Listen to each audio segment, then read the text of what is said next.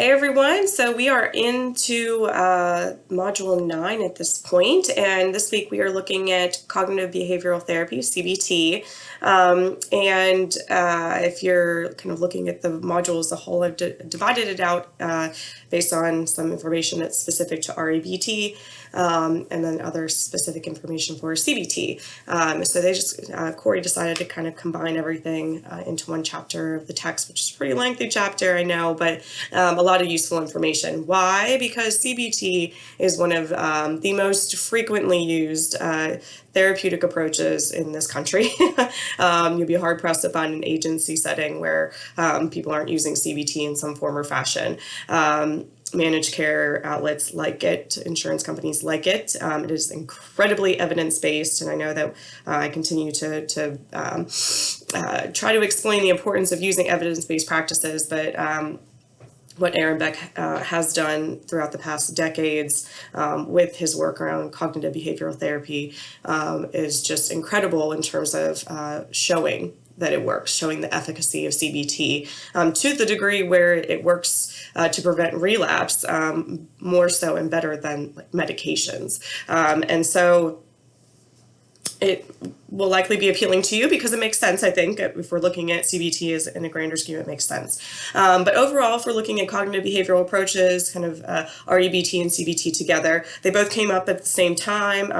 Albert Ellis came up with REBT. His story is interesting because he was a psychoanalytic therapist and then realized that it wasn't working for him. He had kind of trained himself using REBT type techniques to get through some behavioral issues that he was having, and so he then came up with his rational emotive behavioral therapy model. If we're looking at Aaron Beck and his daughter, of course, she's done her own work, and then all the other people that have spurred off of Aaron Beck's work around CBT and come up with their own subgroups of CBT came up at the same time and just really felt the need to expand upon behavioral therapies, take into account the cognitions are behind it, even genetics to a degree, which again makes CBT even more of a ideal approach in our day and age now, because we certainly are understanding even more on a day-to-day basis what role genetics and genetic predispositions play in and neuroscience plays in the presentation of mental health impairments. So cognitive behavioral approaches are relatively short term, especially in comparison to psychoanalytic approaches. Maybe not as short term as behavioral therapy approaches, depending on the issue, but we're looking at 6 to 12, 6 to 20 sessions in general for a resolution of the issue. You'll see that the counselor is very active in their role, very directive in their role as a CBT. And using CBT approaches, the client that was expert in developing their own goals and their goal setting and understanding where their cognitions come from. So the focus, obviously, as the name would imply, is a change in cognitions, or a change in how we are interpreting our belief systems. If we're thinking about REBT and Albert Ellis, his was a focus on irrational beliefs and not as much getting into the whys of everything. CBT approaches in general are very present tense, so we're looking at what's going on now with the individual. And if you're looking at kind of on slide 6, if you're following along with the PowerPoints here, though I'll bounce around, but the ABC theory of personality is the big one in CBT. This is you're always going to see ABCs associated with CBT. That's an important thing to know on any exam that you might be taking. But if we're looking at the ABC model, the A, B, and the C are what happens in our lives on a day-to-day basis.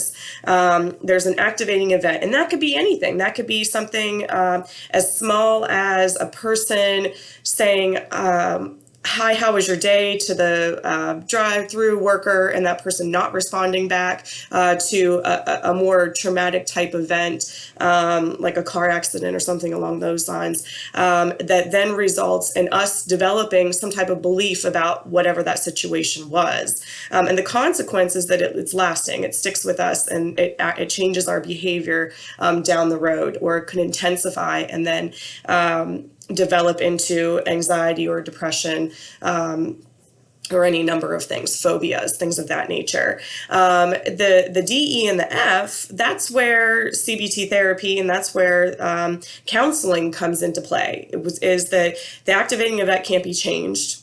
We're going to have events. Our clients have events. We can't change the events. We can't predict the events. We can't tell them what's going to happen. But whenever the event happens, whatever it might be, when the belief occurs in our mind, when that cognition occurs, it's a rational belief if we're looking at REBT, it's a cognitive distortion if we're looking at CBT. The D is the disrupting intervention. And so those are the tools that somebody is learning in that therapeutic relationship. And, you know, it could be, if you'll recall, when we were in our immersive week, there was like a slapping of a little like rubber band on a wrist to disrupt a belief system, right? So it could be something like that. It could be a little bit more physical, like shaking things off, physically shaking your body. It can just be changing those internal stories, changing our thought processes. It can be implementing breathing techniques if somebody is trying to reduce the expression of a panic attack, for example. So the disrupting event is what a counselor is working with the client in that therapeutic relationship to figure out what's going to work best for them. And then it turns into an effective philosophy. So that's where the education part of all of this comes in, because remember, CBT is incredibly evidence-based and educational. And so as the counselor is being directive, we're also providing educational materials. We're teaching a client about why these belief systems might be faulty or that's a faulty cognition. We're giving them some education and material because we're not acting as the expert. We're saying, you know, this is the information that's out there that's available based on this theory and how it's been approached over the years and how it's been proven to work and how it's been shown to be effective.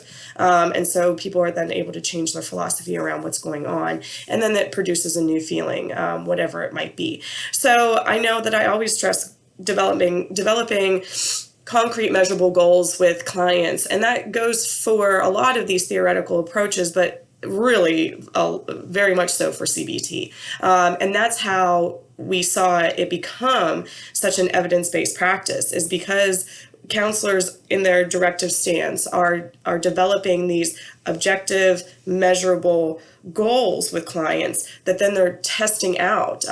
Clients are expected to experiment on their own. And so if they have this cognitive distortion, maybe, they believe that their husband feels a certain way about them, they're going to test out these theories. They're going to be hypothesis testing in their own, on their own, and through homework assignments that are very directive homework assignments. And the use of homework is big in CBT, for one, because it helps the counselor understand if the bond has been established. Because, we go out and have our day-to-day routines, and maybe we're not thinking about the counseling session, we're not thinking about homework, but if something happens in my life that I talked about in counseling, automatically, if I've got a good relationship with my counselor, I think, shoot, I'm going to have to talk to my counselor about this. I didn't do what I was supposed to do. And if the therapeutic relationship has not developed, if there's not that alliance there, a person not doing their homework can be a good indication of that.